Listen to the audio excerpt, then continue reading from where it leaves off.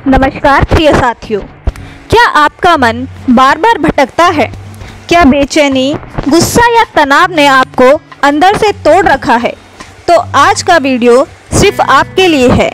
गौतम बुद्ध की 3 अनमोल बातें जो आपके मन को वैसे शांति दे सकती है जैसे गंगा के किनारे बैठकर सूरज को देखना।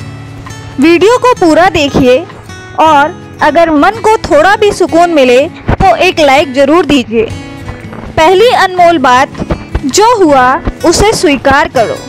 उसे स्वीकार करो जो बीत गया, उसे जाने दो जो आएगा, उस पर विश्वास रखो। गौतम बुद्ध के पास एक व्यक्ति आया। उसका चेहरा गुस्से और पछतावे से भरा हुआ था। उसने कहा, मैंने अपने जीवन में बहुत गलतियां की हैं। मेरा मन कभी शांत नहीं रहता। क्या करूं? बुद्ध मुस्कुराए और बोले, पानी में पत्थर फेंको, फिर उसे पकड़ कर लाओ। वो आदमी हैरान हुआ, यह कैसे संभव है? बुद्ध बोले, ठीक वैसे ही जैसे तुम बीती गलतियों को पकड़ने की कोशिश कर रहे हो। बीता हुआ बीत चुका है, अब उसे स्वीकार करके आगे बढ़ो, तभी मन शांत होगा। सोचिए, क्या आप भी कभी किसी पुरानी गलती या पछतावे में उलझे हुए हैं? कमेंट में छोड़ दीजिए, लिखिए अगर आप उस बोझ को छोड़ने को तैयार हैं। और हाँ, अगर यह बात आपके दिल को छू गई हो तो वीडियो को लाइक ज़रूर करें। दूसरी अनमोल बात, मन जैसा सोचता है वैसा ही बनता है। गौतम बुद्ध ने हमेशा इस बात पर जोर दिया कि मन ही सब कुछ है। अगर आप नकारात्मक सोचते हैं तो दुनिया वैसी ही लगेगी, और अगर आप सकारात्मक सोचते हैं तो दुनिया एक सुंदर जगह बन जाएगी। एक बार एक राजा ने बुद्ध से पूछा, मैं सब कुछ करता हूँ, फिर भी अशांत क्यों? बुद्ध ने एक कटोरे में पानी भरकर उसमें थोड़ी सी मिट्टी डाली और बोले, जब तक मन में गंदगी है उसमें सच्चाई साफ नहीं दिखेगी। पहले उसे शांत होने दो। राजा ने धीरे धीरे कटोरा रखा। कुछ देर बाद मिट्टी नीचे बैठ गई और पानी बिल्कुल साफ हो गया। बुद्ध बोले, ऐसा ही तुम्हारा मन है। अगर तुम उसे शांत बैठने दोगे तब वह स्पष्ट दिखेगा। क्या आप दिन में भी अकेले बैठकर 5 मिनट सिर्फ अपने मन की सुनते हैं? अगर हाँ तो कितनी देर, और अगर नहीं तो आज से शुरू करने का वादा कीजिए। कमेंट में शुरुआत कर रहा हूँ। लेकिन दोस्तों, अगर यह ज्ञान आपको अच्छा लग रहा हो तो वीडियो को शेयर अवश्य कीजिए अपने परिवार और दोस्तों के साथ, ताकि उन्हें भी मन की शांति मिल सके। तीसरी अनमोल बात, क्रोध। क्रोध को प्रेम से जीतो। एक बार एक आदमी गौतम बुद्ध को भला बुरा कहने लगा। बुद्ध शांत खड़े रहे, शिष्य चौंक गए। आपने उसे रोका क्यों नहीं गुरुदेव? बुद्ध बोले, अगर कोई तुम्हें कोई उपहार देना चाहे और तुम उसे ना लो तो वह उपहार किसका रहा? शिष्य बोले, देनदार का। बुद्ध बोले, ठीक वैसे ही अगर कोई तुम्हें अपशब्द कहे और तुम उसे ग्रहण ही ना करो तो वह उसी के पास रह जाएगा। अब सोचिए, जब कोई आपको गुस्सा दिलाता है तो आप क्या करते हैं? क्या आप क्रोध का जवाब क्रोध से देते हैं, या बुद्ध की तरह मौन रहकर प्रेम से? कमेंट कीजिए। अब से मैं क्रोध को प्रेम से जीतूंगा, और अगर आप यह कर पाए तो यकीन मानिए, दुनिया में कोई शक्ति आपका मन अशांत नहीं कर पाएगी। तो दोस्तों, आज हमने सीखी गौतम बुद्ध की वह 3 बातें जो जीवन को एक नई दिशा देती हैं। एक, जो हुआ उसे स्वीकार करो। मन जैसा सोचता है वैसा ही बनता है। तीसरा, क्रोध को प्रेम से जीतो। इन तीनों बातों में ही छुपा है शांति का सबसे गहरा राज। अब आपसे एक सवाल, इन तीनों में से कौन सी बात आपके दिल को ज़्यादा छू गई? नीचे कमेंट में उसका नंबर या नाम लिखें। अगर इस वीडियो ने आपके मन को थोड़ी भी शांति दी हो तो इस ज्ञान को दूसरों तक पहुंचाने के लिए एक लाइक, शेयर और सब्सक्राइब अवश्य कर लें और बेल आइकन को दबाइए, ताकि अगली बार जब हम कोई भी गहराई से बुद्ध के विचारों को समझें तो आप उसे मिस ना करें। याद रखिए, मन की शांति कोई बाहर की चीज़ नहीं, वो आपके अंदर ही है। बस ज़रूरत है उसे सही दिशा की ओर, सही सोच की। आप शांत हो, स्वस्थ हो और सदा प्रसन्न रहें। साथियों, ऊपर हमने देखा, जाना कि कैसे बुद्ध की 3 बातों से मन को शांति मिल सकती है। आप सभी का ज़बरदस्त प्यार देखकर आज हम आपको लेकर चलेंगे और 3 अनमोल शिक्षाओं की ओर, जो आपके जीवन को सुकून से भर देगी। वीडियो को अंत तक जरूर देखें और बताइए इन तीनों में से कौन सी बात आपके दिल को सबसे ज़्यादा छू गई। चौथी अनमोल बात, मौन सबसे बड़ा उत्तर है। बुद्ध के पास एक बार एक व्यक्ति आया। बहुत गुस्से में वो चिल्ला कर बुद्ध की आलोचना करने लगा। बुद्ध शांत बैठे रहे। कुछ मिनट बीत गए, वो थक कर चुप हो गया। शिष्य ने पूछा, भगवान आपने कुछ कहा क्यों नहीं? बुद्ध बोले, जब मन अशांत हो तो शब्द आग बन जाते हैं, लेकिन जब मौन होता है तो वह ठंडी बारिश की तरह सब कुछ शांत कर देते हैं। अब आप बताइए, क्या कभी आपने किसी बहस या झगड़े में चुप रहकर हालात को बेहतर किया है? अगर हाँ, तो नीचे कमेंट में ज़रूर लिखिए, मौन ने मुझे बचाया। और अगर आप ऐसा करना चाहते हैं तो लिखिए, अब से मौन मेरी ताकत है। 5वीं अनमोल बात, वर्तमान में जीना ही शांति है। एक बार की बात है, एक किसान अपने मरे हुए बैल को लेकर रोते हुए बुद्ध के पास आया और कहने लगा, मेरा जीवन अब खत्म है, मेरा सब कुछ चला गया। बुद्ध ने मुस्कुराते हुए कहा, क्या अभी तुम्हारे पास जीवन नहीं है? उसने कहा, लेकिन मैं तो कल की चिंता कर रहा हूँ। बुद्ध बोले, कल तुम्हारे पास कभी नहीं आएगा और बीता हुआ वापस नहीं आएगा, सिर्फ आज है। इस पल में जो शांति है वही सच्चा सुख है। दोस्तों, अभी इस वीडियो को अगर आप देख रहे हैं तो क्या आप सच में इस समय पूरी तरह उपस्थित हैं, या आपका मन भी अभी किसी बीती या आने वाली बात में उलझा है? कमेंट में ज़रूर बताइएगा। इस पल में हूँ। अगर आप अभी अपने वर्तमान को पूरी तरह से जी रहे हैं और अगर यह बात दिल को छू जाए तो वीडियो को लाइक ज़रूर करें, हमें पता चले कि आप हमसे जुड़े रहे। 6ठी अनमोल बात, मन को जीतना कठिन है लेकिन असंभव नहीं। गौतम बुद्ध ने कहा था, जो इंसान खुद को जीत लेता है वही असली योद्धा है। एक बार एक राजा ने बुद्ध से कहा, मैंने 100 युद्ध जीते हैं और अब क्या जीतूं? बुद्ध बोले, अपने भीतर के क्रोध, लालच और मोह को जीतो, तभी सच्चा विजेता कहलाओगे। मन को वश में करना आसान नहीं, पर नामुमकिन भी नहीं। हर बार जब आप बुरा सोचते हो उसे बदल देते हो। हर बार जब आप गुस्से को रोको, हर बार जब आप खुद से कहो मैं शांत हूँ, तो आप अपने मन को जीत रहे होते हो। अब आपसे एक सवाल, जब आप बहुत गुस्से में होते हो तो सबसे पहले क्या करते हैं? सांस लेते हैं, चुप रहते हैं या फूट पड़ते हैं? कमेंट में अपने तरीके बताएं ताकि बाकी लोग भी यह सीख ले सकें। आज हमने जाना गौतम बुद्ध की 3 और गहरी शिक्षाएं। 4, मौन सबसे बड़ा उत्तर है। 5, वर्तमान में जीना ही शांति है। 6, मन को जीतना ही सबसे बड़ी विजय है। यह 3 बातें सिर्फ शब्द नहीं, एक जीवन शैली है। अगर आपको यह भाग अच्छा लगा हो तो लाइक करिए, कमेंट जरूर करिए कि कौन सी बात आपको सबसे ज़्यादा काम की लगी, और शेयर करिए अपने किसी ऐसे दोस्त को जिसके मन अभी भी बेचैन है। और हाँ, अगर आप नए हैं तो वीडियो को लाइक अवश्य कर लें और चैनल को सब्सक्राइब भी ज़रूर करिए। क्योंकि अगली बार हम लाएंगे बुद्ध के ध्यान और साधना की गहराई को समझने वाला भाग। याद रखिए, बुद्ध बाहर नहीं, आपके भीतर हैं। मन को शांत करना दुनिया को बदलने से कहीं ज़्यादा जरूरी है और यही सच्चा ध्यान है। आपका मन शांत रहे और जीवन सुखमय हो। धन्यवाद प्यारे साथियों। अपने पिछले 2 भागों में बुद्ध की 6 अमूल्य शिक्षाओं को सुना और सराहा। आप सभी कमेंट्स करके दिखा दीजिए कि आप सिर्फ सुनना नहीं, समझना और बदलना भी चाहते हैं।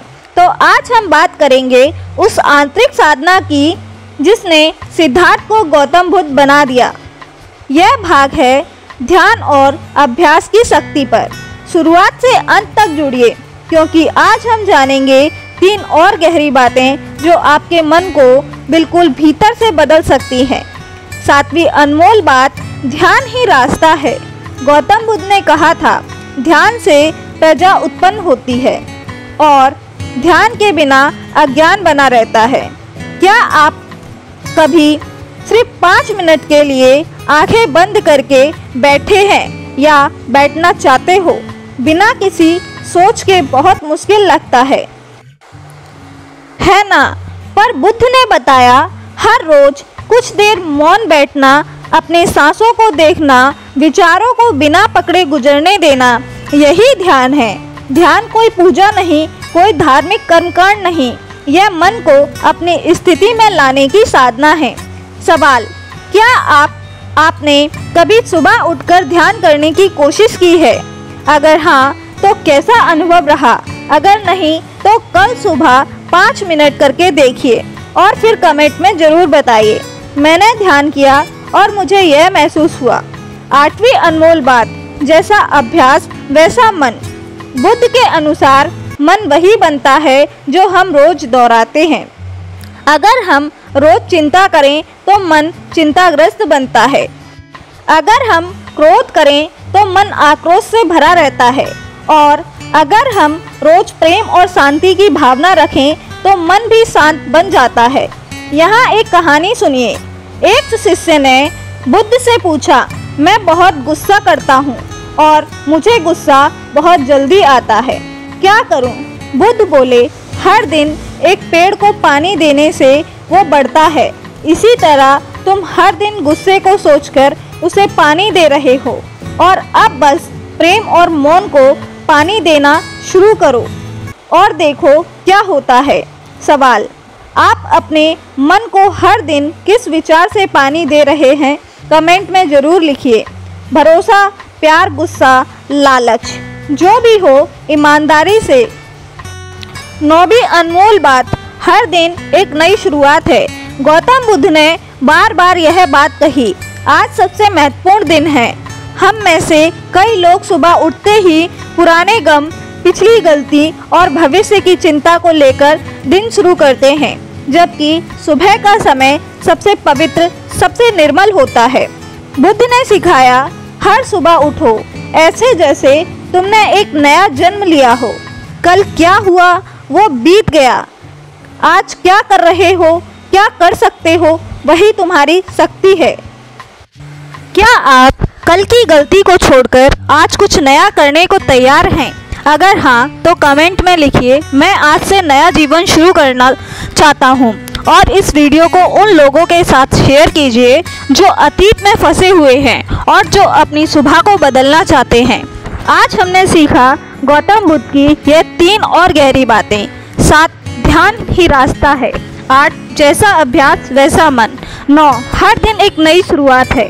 अगर आपने इन बातों को सिर्फ सुना नहीं, महसूस किया, तो अगली बार जब आप आंखें बंद करेंगे तो आपका मन थोड़ा ज़्यादा शांत होगा। अगर इस वीडियो से कुछ भी अच्छा लगा हो तो कृपया इसे लाइक करें। कमेंट में अपनी सबसे पसंदीदा बात ज़रूर शेयर करें उन लोगों के साथ जिनका मन इस समय परेशान है, और चैनल को सब्सक्राइब करें, क्योंकि अगला भाग होगा बुद्ध की 10वीं और शक्तिशाली बात पर, जो जीवन को पूरी तरह बदल सकती है। याद रखिए, मन को शांत करने के लिए किसी पहाड़ पर जाना जरूरी नहीं, बस रोज कुछ देर खुद से मिलना जरूरी है। ध्यान करो, अभ्यास करो और हर सुबह को एक नई शुरुआत बनाओ। आपका मन शांत हो और जीवन सौम्य हो। दोस्तों, 3 भागों में आपने जाना गौतम बुद्ध की 9 अनमोल शिक्षाएं जो मन को शांत करती हैं, जीवन को सरल बनाती हैं। और अब अंतिम पड़ाव, बुद्ध की 10वीं बात जो हर पीड़ा का अंत दिखाती है, हर डर को जड़ से मिटाती है। आप इस भाग को अंत तक जरूर सुनिए, क्योंकि यही वह शिक्षा है जो जीवन के सबसे बड़े डर मृत्यु को भी शांति में बदल देती है। 10वीं और अंतिम बात, मृत्यु से डरो मत, उसे समझो। गौतम बुद्ध ने कहा, जो व्यक्ति जीवन को पूरी तरह से जीता है उसे मृत्यु से भय नहीं होता। मृत्यु सदियों से सबसे बड़ा भय है। कितनी रातें हमने इसी डर में बिताई हैं कि अभी अपने प्रियजनों को खोने का डर, कभी खुद के अंत का डर। पर बुद्ध ने बताया, मृत्यु डरने की चीज़ नहीं बल्कि समझने की चीज़ है। उन्होंने क्या सिखाया? एक मृत्यु एक बदलाव है, ना कि अंत। जैसे दिन के बाद रात आती है, वैसे ही जीवन के बाद मृत्यु आती है और फिर एक नई शुरुआत। जो जन्मा है वो मरेगा भी, यह एक नियम है। तो डर किस बात का? जो निश्चित है उस पर व्याकुलता क्यों? 3, जो वर्तमान में जिया जाता है वो मृत्यु से नहीं डरता, क्योंकि उसे पता है कि हर पल वो पूरे होश के साथ जी रहा है। क्या आपने कभी मृत्यु को लेकर कोई डर महसूस किया है? अगर हाँ, तो इसे कमेंट में सिर्फ एक बात लिखिए कि अब मैं समझ गया हूँ कि मृत्यु भी एक परिवर्तन है, शब्दों में, शक्ति में। जब आप इसे स्वीकार करते हैं, आप मुक्त हो जाते हैं। बुद्ध और रोती हुई माता की कहानी। एक महिला अपने मृत बच्चों को लेकर बुद्ध के पास आई। वो बिलख बिलख कर कह रही थी, मेरे बेटे को जिंदा कर दो। बुद्ध बोले, मैं जरूर इसे जिंदा कर दूंगा, पहले तुम एक ऐसा घर ढूंढ कर लाओ जहाँ किसी की मृत्यु कभी ना हुई हो। महिला दौड़ती हुई हर दरवाजे खटखटा रही। हर घर में किसी न किसी को खोया था। आखिरकार वो बुद्ध के पास वापस आई, शांत होकर, और बोली, मैं समझ गई, मृत्यु जीवन का ही हिस्सा है। बुद्ध मुस्कुराए और बोले, अब तुम तैयार हो अपने जीवन को समझने और शांति से जीने के लिए? सवाल आपसे, क्या आपने कभी किसी को खोने के बाद जीवन को और गहराई से महसूस किया है? अगर हाँ, तो कमेंट में शेयर कीजिए, शायद आपकी कहानी किसी और के दिल को भी शांति दे। मृत्यु से डरना नहीं, उसे समझना है और जीवन को पूरी तरह जीना है, ताकि जब अंत आए हम मुस्कुरा सकें और कह सकें, मैंने पूरा जीवन जिया। अगर इस आखिरी शिक्षा ने आपके मन को छू लिया तो एक गहरी सांस लीजिए और फिर लाइक कीजिए। इस वीडियो को कमेंट में बताइए आपकी सबसे पसंदीदा बात कौन सी रही। चारों भागों में से शेयर कीजिए उस व्यक्ति के साथ जो किसी शौक या डर से जूझ रहा है। चैनल को सब्सक्राइब करिए, क्योंकि अब हम लाएंगे बुद्ध की जीवन बदल देने वाली कहानी। मन की शांति के लिए याद रखिए, मन शांत होता है जब हम जीवन को स्वीकार करते हैं और मृत्यु से भय नहीं, मैत्री रखते हैं। आपका जीवन अर्थपूर्ण हो, आपका मन निर्मल हो और आपकी यात्रा शांतिपूर्ण हो। क्या आप जानते हो, हर दिन हमारे दिमाग में 60,000 से ज़्यादा विचार आते हैं और उन्हीं विचारों से बनती है हमारी भावनाएं, आदतें और अंत हमारा भाग्य। गौतम बुद्ध ने कहा था, all that we are is the result of what we have thought. The mind is everything what you think you become. सोचिए, अगर हम बार बार यही सोचें कि मेरा कुछ नहीं होगा, मैं तो हमेशा दुखी हूँ, तो हमारा मन भी उसी दिशा में काम करेगा। लेकिन अगर हम सोचें, मैं शांत हूँ, सक्षम हूँ और मैं बदल सकता हूँ, तो हमारा जीवन भी उसी रास्ते पर चलने लगता है। बुद्ध के एक शिष्य ने कहा, भगवान, मैं हमेशा दुखी क्यों रहता हूँ? लोग मेरी इज्जत नहीं करते, मैं हारता रहता हूँ, मैं कुछ नहीं कर पाता। बुद्ध मुस्कुराए। उन्होंने उस शिष्य को अपने पास बुलाया और बोले, अपने हाथ में पानी से भरा एक कटोरा लो और सूर्य की ओर देखो। शिष्य ने वैसा ही किया। बुद्ध बोले, अब इस कटोरे में सूरज को देखो। शिष्य ने देखा, पानी में धूप की चमक दिखाई दे रही थी। बुद्ध बोले, अब हाथ हिलाओ। पानी कांपने लगा और सूरज की छवि बिखर गई। बुद्ध ने कहा, तुम्हारे मन का जल भी ऐसा ही है। जब तुम नकारात्मक विचारों से उसे हिलाते हो तो सत्य दिखाई नहीं देता, लेकिन जब मन स्थिर होता है तो उसमें शक्ति, उजाला और दिशा तीनों दिखते हैं। क्या आप भी कभी अपने विचारों की वजह से परेशान हुए हैं? कमेंट में लिखिए। अब से मैं अपने विचारों को दिशा दूंगा, डर नहीं बनने दूंगा। हर सुबह उठते ही 5 मिनट के लिए यह दोहराएं, मैं शांत हूँ, सक्षम हूँ, मेरा मन मेरा सेवक है, मालिक नहीं। 2 दिन में जब भी नकारात्मक विचार आए, उन्हें पकड़िए और पूछिए, क्या यह विचार मेरे लिए मददगार है? अगर नहीं तो उसे जाने दीजिए। अगर आपको यह कहानी प्रेरणादायक लगी तो कमेंट अवश्य करें। आपकी सबसे गहरी सोच जो आपको बदलनी है, शेयर करें उस दोस्त को जो बार बार खुद को कम समझता है, और सब्सक्राइब करें क्योंकि अगली कहानी क्रोध और प्रेम से जीतिए। एक ऐसी घटना जो युद्ध को प्रेम में बदल देती है। बुद्ध ने कहा था, मन ही मुख्य है, मन ही आधार है, मन से ही सब कुछ होता है। तो अगली बार जब आप खुद को कमजोर महसूस करें तो बस खुद से कहिए, जैसा मैं सोचूंगा वैसा ही बनूंगा। धन्यवाद। आपका जीवन शांत और विचारपूर्ण हो। क्रोध एक ऐसी आग है जो दूसरे को जलाने से पहले खुद को खाक कर देती है। गौतम बुद्ध ने एक बार कहा था, क्रोध को क्रोध से नहीं बल्कि प्रेम से जीता जा सकता है। यही शाश्वत सत्य है। अब सोचिए, अगर कोई आपको गाली दे, अपमान करे, तो आपका पहला जवाब क्या होगा? गुस्सा, बदला, चुप रहना या प्रेम? आज की कहानी इसी पर आधारित है। एक दिन एक अहंकारी ब्राह्मण गौतम बुद्ध के पास आया। वो चिल्लाया, गालियां दी, बोले, तुम ढोंगी हो, मूर्ख हो, बहकाते हो, तुम्हारी शिक्षाएं बेकार हैं। बुद्ध शांत रहे। वे एकदम स्थिर थे, जैसे कोई गहरी झील। ब्राह्मण ने कई मिनट तक गालियां दी, लेकिन बुद्ध ने एक शब्द नहीं कहा। थक कर ब्राह्मण बोला, तुम कुछ बोलते क्यों नहीं? डरते हो मुझसे? बुद्ध मुस्कुराए और बोले, अगर कोई व्यक्ति किसी को उपहार देना चाहे लेकिन वो व्यक्ति उसे स्वीकार ना करे तो वह उपहार किसका होगा? ब्राह्मण हैरान हो गया। बुद्ध ने आगे कहा, मैं तुम्हारी गलतियों को स्वीकार ही नहीं किया, इसलिए वे तुम्हारे पास ही रह गईं। यह सुनकर ब्राह्मण का क्रोध गायब हो गया। उसने बुद्ध के चरणों में सिर झुका दिया। अगर कोई आपका अपमान करे तो आप क्या करेंगे? चुप रहेंगे या फिर पलटकर जवाब देंगे? कमेंट करके ज़रूर बताइए। मैं अब क्रोध को प्रेम से जीतने की कोशिश करूँगा।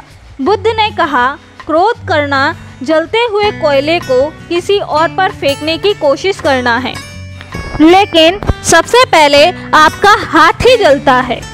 1. रुको, प्रतिक्रिया मत दो। जब क्रोध आए तो तुरंत कोई जवाब ना दो, बस एक गहरी सांस लें और 10 तक गिनें। 2. सोचो इसका कारण क्या है। अक्सर क्रोध किसी आंतरिक पीड़ा का संकेत होता है। पहचानिए कि आप सच में दुखी क्यों हैं। 3. बोलो प्रेम से, जवाब दो। अगली बार कोई आपको गुस्सा दिलाए तो जवाब में कहिए, आप ठीक कह रहे होंगे, लेकिन मैं इस पर शांति से सोचूंगा। अगर इस कहानी ने आपके मन को शांति दी तो इसे लाइक करें, कमेंट करें। अपने आखिरी बार कब गुस्से पर काबू पाया, शेयर करें उस दोस्त को जो जल्दी गुस्सा हो जाता है, और सब्सक्राइब करें क्योंकि अगली कहानी अपने मन पर नियंत्रण रखना है, नहीं तो मन तुम्हारा जीवन बिगाड़ देगा। समापन। गौतम बुद्ध ने सिखाया, क्रोध पर प्रेम, झूठ पर सत्य, बुराई पर अच्छाई से जीत मिलती है।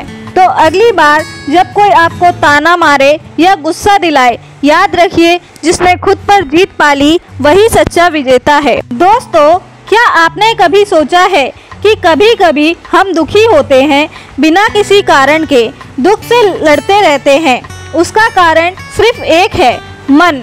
बुद्ध ने कहा था, मन अनुशासित हो तो सबसे बड़ा शत्रु बन जाता है। अगर उसे साथ लिया जाए तो वही सबसे बड़ा मित्र बन जाता है। तो आज की कहानी है एक ऐसे योद्धा की जिसने दुनिया को नहीं, पहले अपने मन को जीता। बहुत समय पहले एक योद्धा जो कई युद्ध जीत चुका था, एक साधु के पास आया। उसने कहा, मैंने दुनिया के सबसे कठिन दुर्ग जीते हैं, सबसे भयानक युद्ध लड़े हैं, लेकिन मेरा मन कभी शांत नहीं रहा। बताओ मैं अपने मन को कैसे जीतूं? साधु ने मुस्कुराते हुए कहा, तुम्हारे मन की तलवारें बहुत तेज हैं, पर उसे तुमने कभी मन में नहीं रखा। लड़ते रहे बाहर, लेकिन भीतर हारते रहे। वो योद्धा सच में सोच में पड़ गया। बोले, हर दिन 1 घंटा खुद से बैठो, कोई युद्ध नहीं, कोई हथियार नहीं, सिर्फ सांसों पर ध्यान दो। योद्धा ने वैसा ही किया। कुछ ही महीनों में उसका चेहरा बदल गया। उसकी आंखों में चमक थी, चाल में शांति। अब वो सिर्फ दुश्मनों का नहीं, अपने मन के विचारों का भी विजेता था। क्या आप कभी खुद से हारते हैं? मतलब आपके ही डर, चिंता या आदतें आपको रोकती हैं? कमेंट करके बताइए। अब से मैं अपने मन का मालिक बनूंगा, गुलाम नहीं। मन जैसी आदतें बनाऊंगा, वैसे ही जीवन पाऊंगा। मन बुरा नहीं होता, बस अनुशासन चाहता है। रोज सुबह आंखें बंद करके सिर्फ अपनी सांसों को महसूस करें, मन भागेगा, उसे धीरे धीरे वापस लाएं। 2. विचारों की डायरी। दिन में 3 बार सोचें, मैं अभी क्या सोच रहा हूँ, उसे नोट करें। इससे आपके मन को मन का नक्शा मिलेगा। 3. ना कहना सीखें। जब मन कुछ ऐसा चाहता है जो नुकसानदेह है, जैसे लालच, गुस्सा या आलस, तो शांति से कहिए, ना मैं अब अपने मन का आदेश मानने वाला। ना ही अगर इस एपिसोड ने आपके भीतर कोई हलचल की हो, शांति दी हो, तो कृपया इसे लाइक करें, कमेंट में बताएं आपने अपने मन को किस तरह साधा। छोटे छोटे लालच कैसे बनते हैं? दुख की जड़। गौतम बुद्ध ने कहा था, जिसने खुद को जीत लिया वह किसी भी युद्ध से बड़ा योद्धा है। तो आज का सवाल खुद से पूछिए, क्या मैंने अपने मन पर राज कर लिया या उसका मैं गुलाम बन चुका हूँ? दोस्तों, अब हम बुद्ध की चौथी अनमोल बात पर आधारित चौथा एपिसोड शुरू करते हैं। छोटे छोटे लालच कैसे बनते हैं? दुख की जड़। हम सबके अंदर एक छोटा सा लालच होता है जो कभी खत्म नहीं होता, चाहे वह अधिक धन की चाह हो, प्रसिद्धि की लालसा या फिर किसी और चीज का। बुद्ध ने कहा था, जो व्यक्ति अपने भीतर के लालच को नहीं समझ पाता वह कभी सच्चे सुख को नहीं पा सकता। तो आज हम एक ऐसी कहानी सुनेंगे जो आपको लालच के बारे में सोचने पर मजबूर कर देगी। बहुत समय पहले की बात है। एक व्यापारी जो अपनी मेहनत से समृद्ध था, एक दिन गौतम बुद्ध से मिलने पहुंचा। व्यापारी ने कहा, मैंने सब कुछ पाया लेकिन फिर भी संतुष्ट नहीं हूँ। मुझे और अधिक चाहिए, मुझे और धन चाहिए और अधिक सफलता चाहिए। बुद्ध ने शांत भाव से उसे एक साधारण सा सवाल पूछा, क्या तुम्हारे पास जो कुछ भी है उससे तुम संतुष्ट हो? व्यापारी बोला, नहीं, मुझे और चाहिए। बुद्ध ने एक गहरी सांस ली और फिर व्यापारी से कहा, तुम्हारी समस्या यह नहीं कि तुम्हारे पास कम है साधन, बल्कि यह है तुम्हारे मन में हमेशा एक और कम की भावना रहती है। फिर बुद्ध ने व्यापारी को एक कहानी सुनाई। एक साधु साधारण जीवन जीता था। एक दिन उसे एक जंगल में फल मिला। उसने सोचा, अगर मुझे और फल मिल जाएं तो मैं इन्हें बेचकर पैसे कमा सकता हूँ। लेकिन उसने देखा कि वह फल गल चुका था। अब उसे समझ में आ गया था कि हमारे भीतर की चाहत हमेशा हमें उसी स्थिति में डाल देती है जैसे वो गला हुआ फल व्यापारी ने अपनी आंखें बंद की और उस बात को समझा। अब वो व्यापारी पहले जैसा नहीं था। उसने अपने अंदर की इच्छाओं को नियंत्रण करना शुरू किया और धीरे धीरे उसने संतोष, आध्यात्मिक समृद्धि पाई। क्या आप भी कभी सोचते हो कि मैं और ज़्यादा चाहता हूँ? कमेंट करके बताइए। अब अपने लालच को नियंत्रण करूँगा और संतुष्ट रहूँगा। लालच एक अंतहीन कूप है जिसमें जितना डालोगे वो कभी भरता नहीं है। एक संतोष का अभ्यास करें। हर रोज अपनी ज़िंदगी में कम से कम एक चीज़ के लिए आभार व्यक्त करें जो उसके पास है। 2. क्या मुझे सच में चाहिए? किसी भी चीज़ को खरीदने या करने से पहले यह सवाल अवश्य करें, क्या सच में मुझे इसकी ज़रूरत है या सिर्फ यह एक लालच है? 3. साधारण जीवन जीने की आदत डालें। छोटे छोटे सुखों में खुशी ढूंढें, जैसे अच्छे दोस्तों के साथ समय बिताना, प्राकृतिक में चलना। और अपने इस कहानी से कुछ नया सीखा हो तो इसे लाइक करें और कमेंट करें। अब मैं संतोष के साथ जीवन जीऊँगा। शेयर करें उस व्यक्ति से जो हमेशा कुछ और चाहता है और सब्सक्राइब करें, क्योंकि अगले एपिसोड में गौतम बुद्ध ने सिखाया, लालच हमें केवल दुख देता है, संतोष हमें सच्चा सुख प्रदान करता है। जो आज का सवाल खुद से पूछिए, क्या मैं हमेशा संतुष्ट रह सकता हूँ या मेरी इच्छाएं मुझे हमेशा भटकाती रहेंगी? नमस्कार दोस्तों, स्वागत है आपका हमारे चैनल पर। आज हम एक ऐसी कहानी सुनने जा रहे हैं जो शायद आपकी ज़िंदगी में शांति और समझ का एक नया दरवाज़ा खोल दे। क्या आपने कभी महसूस किया है कि डर, क्रोध और चिंता आपको अंदर से खाए जा रही है, जैसे एक अदृश्य बोझ हो जिसे आप उतार फेंकना चाहते हो पर समझ नहीं आता कैसे? अगर हाँ, तो यह कहानी आपके लिए है। यह कहानी है एक भिक्षु की जो इन्हीं भावनाओं के जाल में फंसा था और कैसे तथागत बुद्ध ने एक साधारण सी लगने वाली सांप की कहानी से उसे मुक्ति का मार्ग दिखाया। तो तैयार हैं आप? अगर हाँ, तो इस वीडियो को लाइक करें। लाइक करना तो बनता है। और हाँ, कहानी के बीच बीच में मैं आपसे कुछ सवाल भी पूछती रहूँगी, तो कमेंट सेक्शन में उसके जवाब ज़रूर दीजिएगा। चलिए शुरू करते हैं। आप मिलिए आनंद से। आनंद एक युवा भिक्षु था जो बुद्ध के संग में नया से शामिल हुआ था। वो बुद्ध की शिक्षाओं का पालन करने की पूरी कोशिश करता था, ध्यान करता था, शास्त्रों का अध्ययन करता था, लेकिन एक चीज़ थी जो उसे अंदर ही अंदर परेशान किया करती रहती थी। उसके मन में उठने वाले नकारात्मक विचार, कभी उसे भविष्य की चिंता सताती तो कभी अतीत का कोई कड़वा अनुभव उसे क्रोधित कर देता। कभी कभी एक अनजाना सा डर उसे घेर लेता। उसकी हालत ऐसी थी कि ध्यान में बैठते ही उसका मन हजारों दिशाओं में भागने लगता। शांति की जगह उसे बेचैनी महसूस होती। उसे लगता कि वह एक अच्छा भिक्षु नहीं बन पाएगा। क्या मैं कभी इस भावना से मुक्त हो पाऊंगा? यह सवाल उसे हर पल कचोटता रहता। दोस्तों, क्या आपने कभी आनंद की तरह महसूस किया है? क्या कोई ऐसी भावना है जो आपके मन को बार बार परेशान करती है? नीचे कमेंट में अवश्य बताइए। एक दिन अपनी इस छटपटाहट से तंग आकर आनंद ने तथागत बुद्ध के पास जाने का निश्चय किया। उसे विश्वास था कि वह केवल बुद्ध ही हैं जो उसे इस मानसिक द्वंद्व से बाहर निकाल सकते हैं। आप बुद्ध उस समय अपने शिष्यों को उपदेश दे रहे थे। उनके चेहरे पर एक अद्भुत शांति और करुणा थी। आनंद ने उनके चरणों में प्रणाम किया और हाथ जोड़कर अपनी व्यथा कहानी शुरू की। भगवान, आनंद ने कांपते आवाज में कहा, मैं बहुत परेशान हूँ। क्रोध, भय और चिंता मुझे घेर लेते हैं। मैं इनसे लड़ना चाहता हूँ पर यह और शक्तिशाली हो जाते हैं।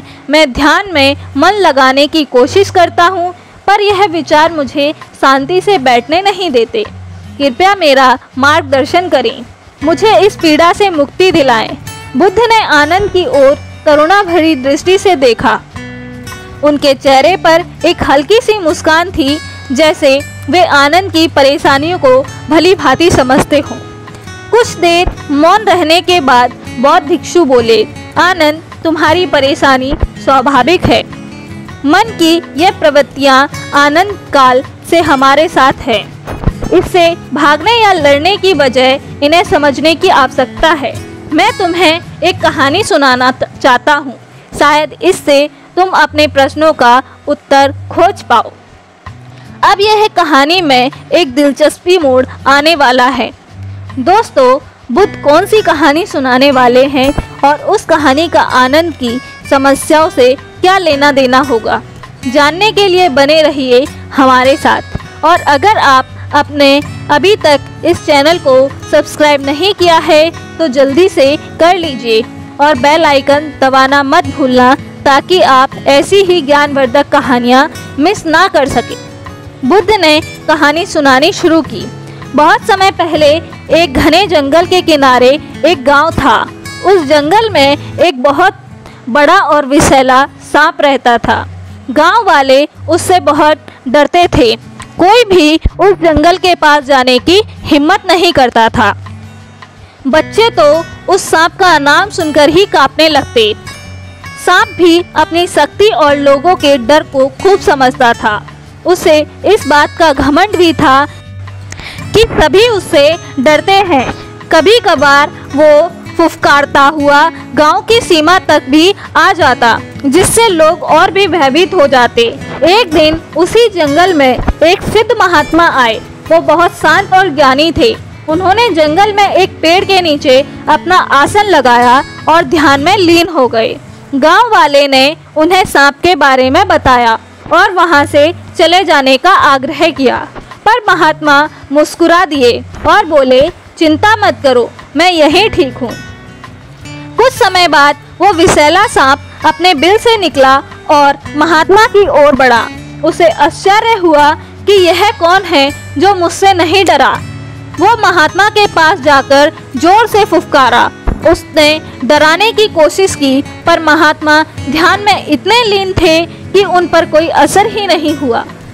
सांप ने कई बार प्रयास किया, लेकिन कोई फायदा नहीं हुआ। महात्मा अविचल रहे।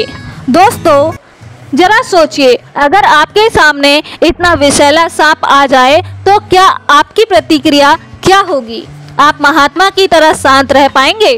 कमेंट में अवश्य बताइए। अंत में थक कर वह सांप महात्मा के चरणों के पास जाकर शांत होकर बैठ गया। जब महात्मा ने अपनी आंखें खोली तो उन्होंने सांप को अपने पास बैठा पाया। महात्मा ने उससे प्रेम से पूछा, क्या बात है नागराज, तुम इतने अशांत क्यों हो? सांप ने कहा, मैं अशांत नहीं हूँ, मैं तो शक्तिशाली हूँ। सब मुझसे डरते हैं, पर आप मुझसे नहीं डर रहे, ऐसा क्यों? महात्मा मुस्कुराए और बोले, डर शरीर को होता है, आत्मा को नहीं, और शक्ति डरने में नहीं, रक्षा करने में है। तुम लोगों को डराते हो, उन्हें कष्ट देते हो, यह अच्छी बात नहीं है। तुम्हें अहिंसा का पालन करना चाहिए, किसी को काटना नहीं, किसी को नुकसान नहीं पहुंचाना। सांप महात्मा की बातों से प्रभावित हुआ। उसने महात्मा को वचन दिया कि वह आज के बाद किसी को नहीं काटेगा, किसी को नुकसान नहीं पहुंचाएगा। आप यहाँ तक कहानी सुनकर पहुँच ही गए हैं, तो ये भी बता दीजिए कि आपको यह कहानी कैसी लग रही है। दोस्तों, आपको क्या लगता है, सांप अपने वचन का पालन कर पाएगा? क्या इससे उसकी जिंदगी बेहतर होगी या और मुश्किल? आपके विचार हमारे लिए बहुत महत्वपूर्ण हैं, तो कमेंट करते रहिए। और हाँ, इस कहानी को अपने दोस्तों और परिवार वालों के साथ शेयर जरूर करिए, शायद उन्हें भी इससे कुछ सीखने को मिले। बुद्ध ने कहानी को जारी रखा। सांप ने महात्मा की बात मान ली। उसने लोगों को डराना, फुफकारना और काटना बंद कर दिया। वो शांति से अपने बिल में रहने लगा। शुरू में तो गांव वालों को यकीन नहीं हुआ, वे अब भी उससे डरते, पर जब कुछ दिन तक सांप ने कोई उपद्रव नहीं मचाया तो लोगों का डर कम होने लगा।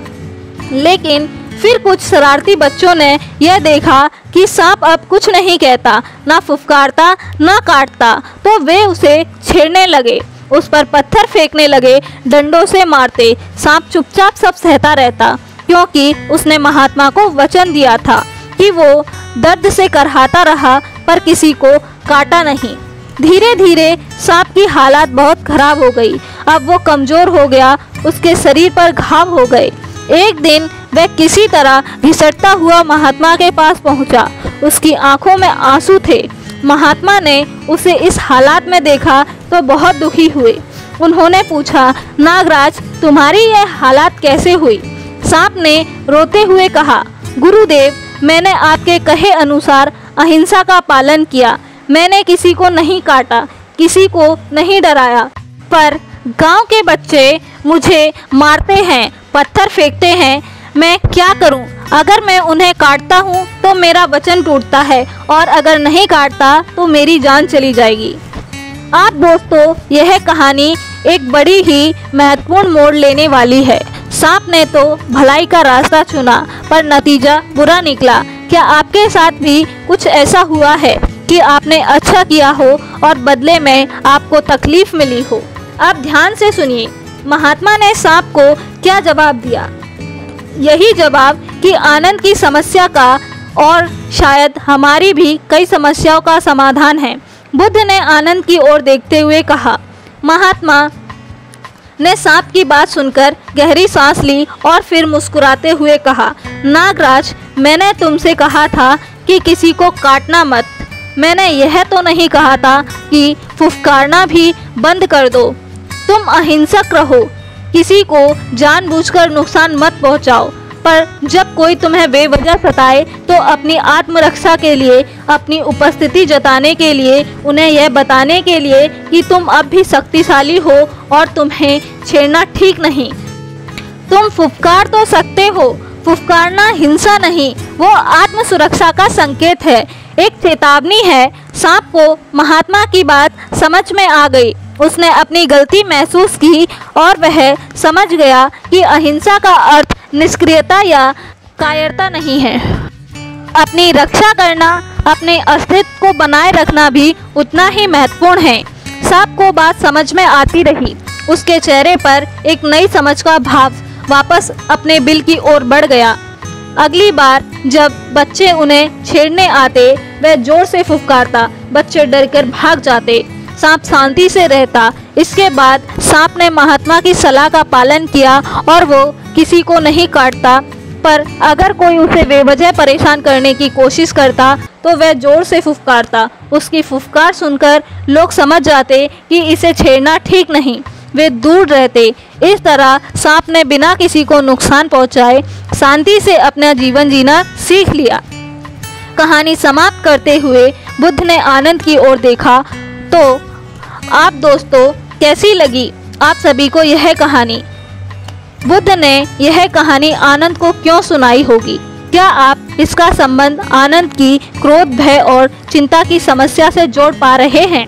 नीचे कमेंट में अपने विचार जरूर साझा करें, और अगर कहानी पसंद आई हो तो इसे एक बार लाइक अवश्य करें और सब्सक्राइब करना ना भूलें। आनंद अब भी थोड़ा भ्रमित था। उसने पूछा, भगवान, मैं इस कहानी का मर्म पूरी तरह से नहीं समझ पाया।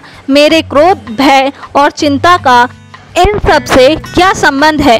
बुद्ध मुस्कुराए और बोले, आनंद, तुम्हारे मन में उठने वाला यह भाव, क्रोध, भय और चिंता उस सांप के विष की तरह है। यदि तुम इन्हें अनियंत्रित रूप से दूसरों पर प्रकट करोगे तो यह उन्हें काटने जैसा होगा। इसके संबंध में खराब रहोगे, तुम्हें भी पश्चाताप होगा और दूसरों को भी कष्ट होगा। जैसे सांप ने काटना बंद किया, वैसे ही तुम्हें भी अपने इन नकारात्मक आवेगों में बहकर दूसरों को शाब्दिक या शारीरिक रूप से नुकसान पहुंचाने से बचना चाहिए। लेकिन आनंद जैसे महात्मा ने सांप से कहा कि वह फुफकारना ना छोड़े, वैसे ही तुम्हें इन भावनाओं को पूरी तरह दबाना नहीं है। यदि तुम अपने डर, अपनी चिंता या अपने जायज गुस्से को पूरी तरह दबा दोगे तो लोग, परिस्थितियाँ तुम्हें उसी तरह कुचल देंगी जैसे बच्चे उस सांप को कुचल रहे थे। तुम्हारा फुफकारना क्या है? यह है अपनी सीमाओं का निर्धारण करना, यह अपनी ज़रूरतों को सही तरीके से व्यक्त करना, अन्याय के प्रति सचेत रहना और शांतिपूर्ण ढंग से अपनी बात रखना, या अपने मन के अंदर उठने वाले इन भावों को पहचानना, उन्हें स्वीकार करना पर उनके वश में ना होना। क्रोध जब उठता है तो उसे देखो, समझो कि वह क्यों उठ रहा है। क्या वह किसी अन्याय के कारण? तो किसी शांति से उस अन्याय को दूर करने का प्रयास करो। यह फुफकारना है, लेकिन क्रोध में आपे से बाहर होकर किसी को अपशब्द कहना या मारपीट करना, यह काटना है। चिंता तब होती है तो देखो वह किस बात की है, वह क्या है, वास्तविक समस्या क्या है, तो उसका समाधान ढूंढने का प्रयास करो। यह फुफकारना है, लेकिन चिंता में डूबकर निष्क्रिय हो जाना, अपने स्वास्थ्य को खराब कर लेना, यह खुद को काटने जैसा होगा। डर जब लगता है तो उसे पहचानो, देखो वह किस चीज़ का है, वह वास्तविक में खतरा है तो सावधानी बरतो, सुरक्षा के उपाय करो। यह फुफकारना है, लेकिन अगर डर के मारे अपने कर्तव्यों से भाग जाना, जीवन जीना छोड़ देना, यह भी स्वयं को नुकसान पहुंचाने जैसा है। बुद्ध की यह बात कितनी गहरी है दोस्तों, आप सहमत हैं? कई बार हम या तो अपने इमोशंस को इतना दबा देते हैं कि अंदर ही अंदर घुटते रहते हैं, या फिर इतना ज़्यादा रिएक्ट कर देते हैं कि सब कुछ बिगाड़ बैठते हैं। संतुलन ही कुंजी है। बुद्ध ने आगे कहा, आनंद इन भावनाओं से भागो मत, ना ही इन्हें शत्रु समझो। यह तुम्हारे मन का हिस्सा है, इन्हें सच्चे भाव से देखो। जैसे तुम आकाश में बादलों को आते जाते देखते हो, वैसे ही अपने मन के इन विचारों और भावनाओं को देखो। ये आएंगी और चली जाएंगी। जब तुम इन्हें बिना किसी प्रतिक्रिया के देखना सीख जाओगे तो तुम पाओगे कि इनका जोर कम हो गया है। तुम समझ पाओगे कि अब फुफकारना है और कब शांत रहना है। तुम अपनी ऊर्जा को विनाशकारी कार्यों में लगाने के बजाय रचनात्मक दिशा में लगा पाओगे। यह अभ्यास धीरे धीरे होगा।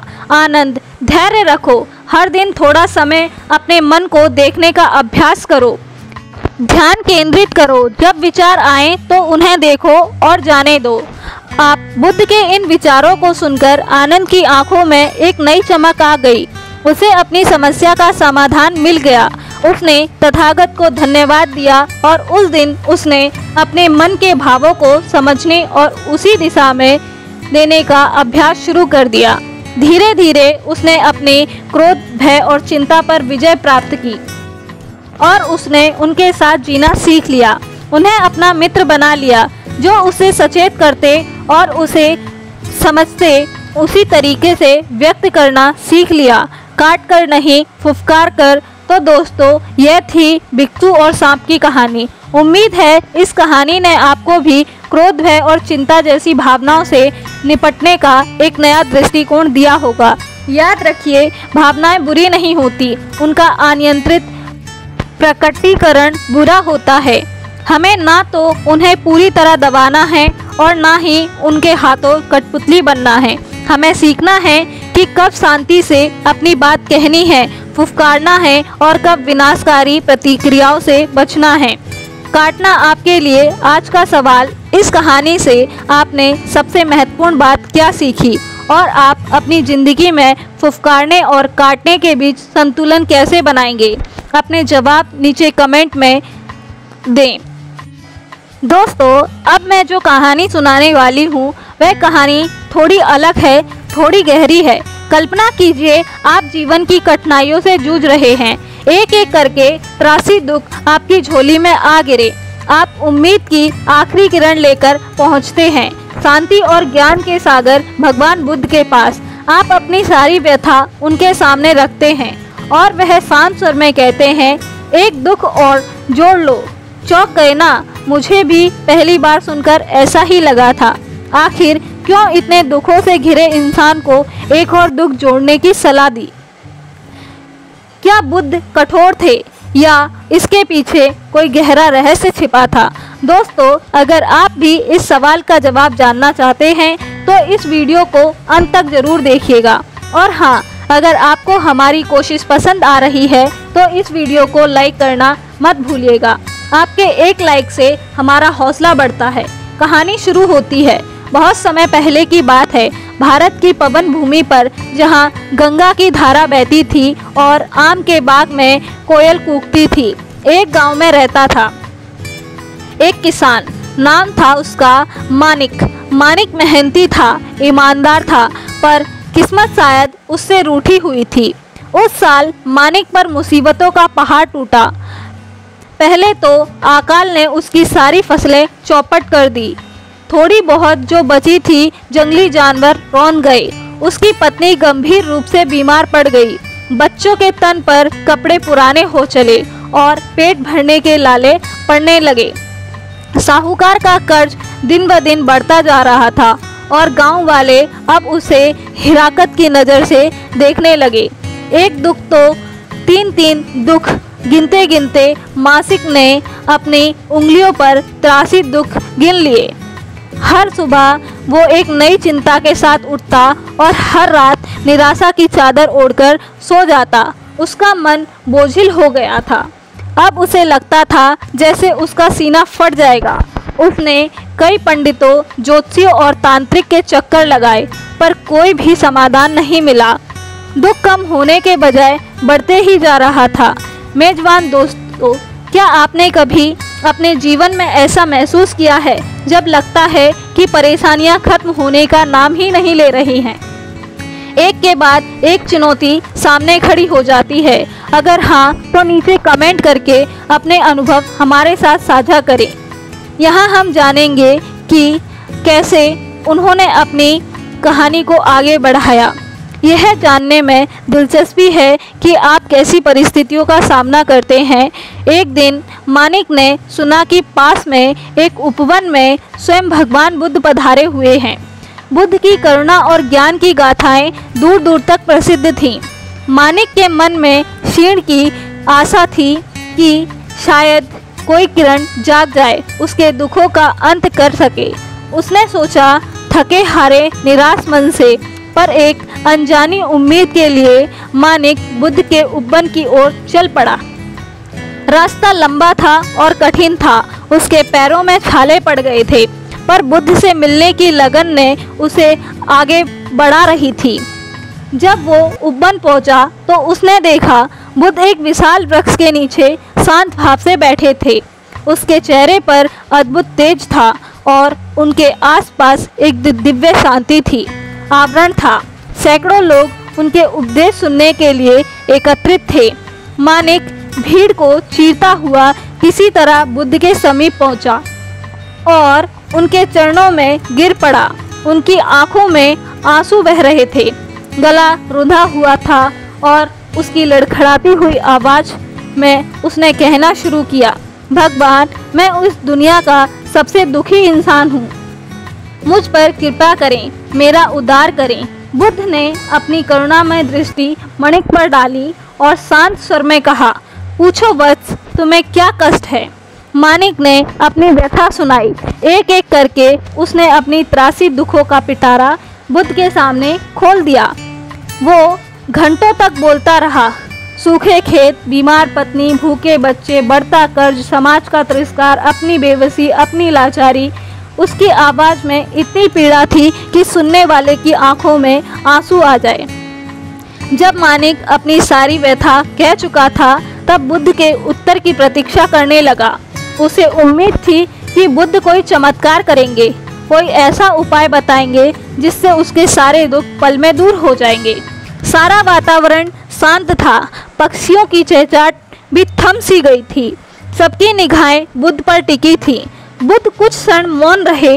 उनकी आंखों में असीम करुणा थी, पर होठों पर उनकी हल्की सी रहस्यमयी मुस्कान भी थी। फिर उन्होंने अत्यंत शांत और कोमल स्वर में कहा, जो मानिक के कानों में वज्रपात की तरह लगा, वत्स, तुम्हारे जीवन में त्रासी दुख हैं। तुम एक काम करो, इनमें एक दुख और जोड़ लो। क्या दुख और जोड़ लो? यह सुनकर मानिक के साथ साथ वहां उपस्थित सभी लोग सन्न रह गए। यह कैसा समाधान है?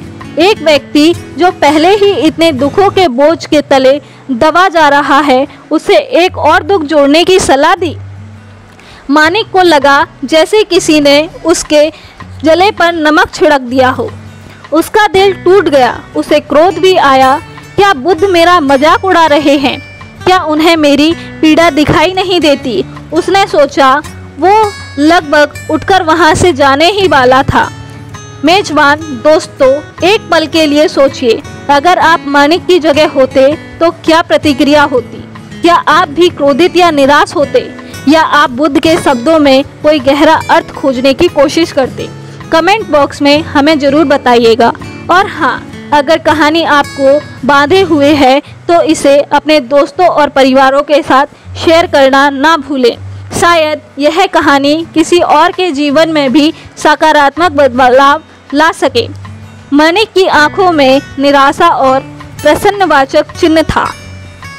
वह प्रसन्नवाचक चिन्ह देखकर बुद्ध मंद मंद मुस्कुराए। उन्हें लगा उन्होंने अपने हाथ के इशारों से मानिक को शांत रहने की और बैठने का संकेत दिया। फिर बुद्ध ने समझाना शुरू किया।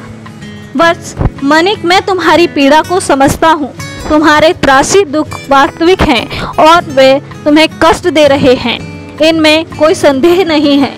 लेकिन क्या तुमने कभी सोचा है कि इन त्रासी दुखों के अलावा एक और दुख जो तुम अनजाने में ढो रहे हो, वो है मानिक। अवाक होकर बुद्ध को देखता रहा।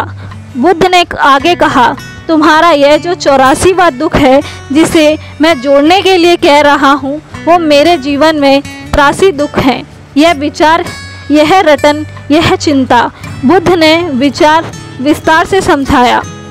देखो मानिक, जीवन में सुख दुख आते जाते रहते हैं। यह परिवर्तन प्राकृतिक का नियम है। फसल का सूखना, बीमारी का आना, धन की हानि, यह सब परिस्थिति जनक है।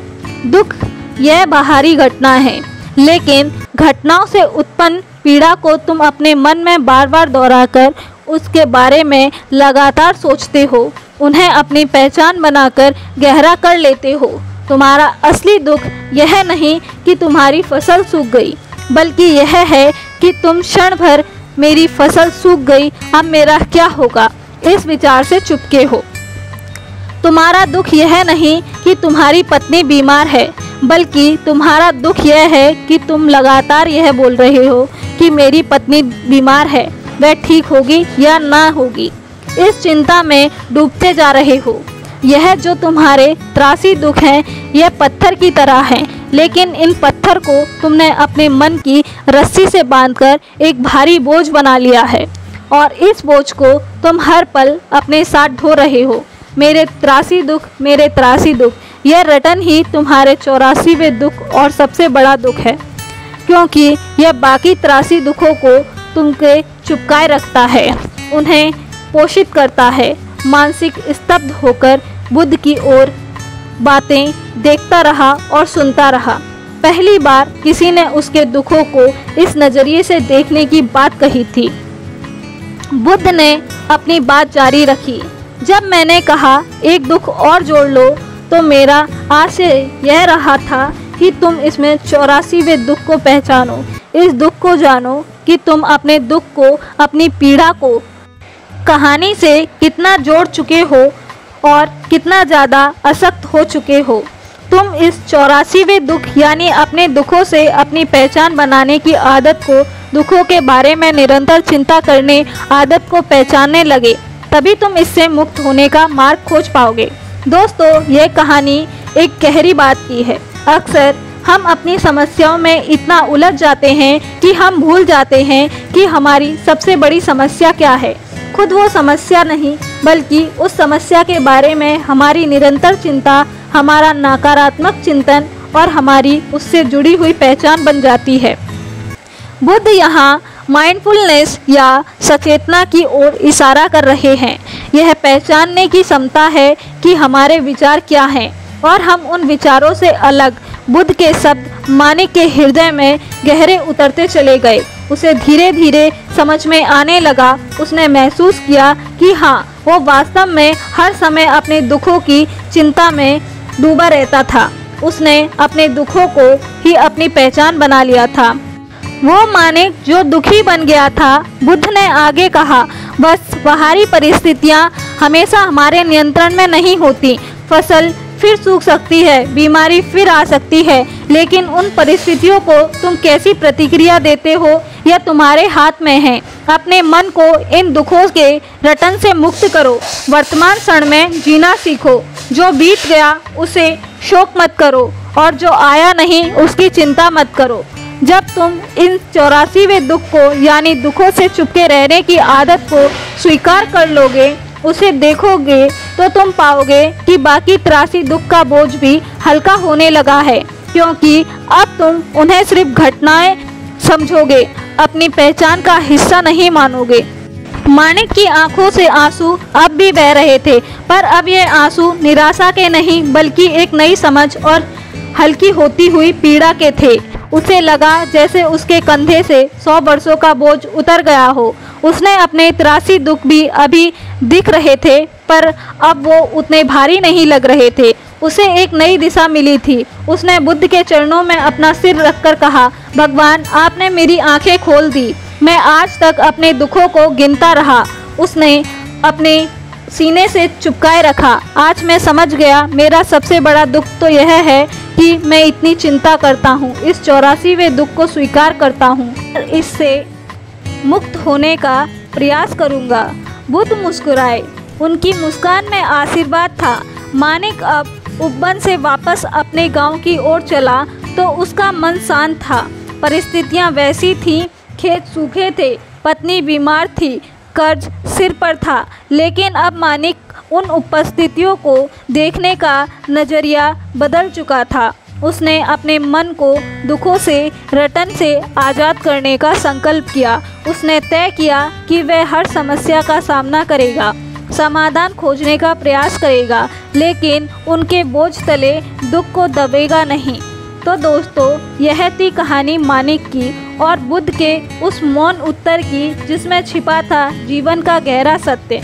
बुद्ध ने मानिक को कोई जादुई छड़ी नहीं दी जिससे उसके दुख गायब हो गए, बल्कि उन्होंने उसे अपने मन को समझने और उसे नियंत्रण करने की कुंजी दी। हमारे जीवन में भी अनगिनत चुनौतियाँ और दुख आते हैं। अब हम उन्हें गिनते हैं, उनके बारे में सोचते रहते हैं और अनजाने में अपने लिए एक 84वां, 85वां, शायद 100वां दुख भी बना लेते हैं।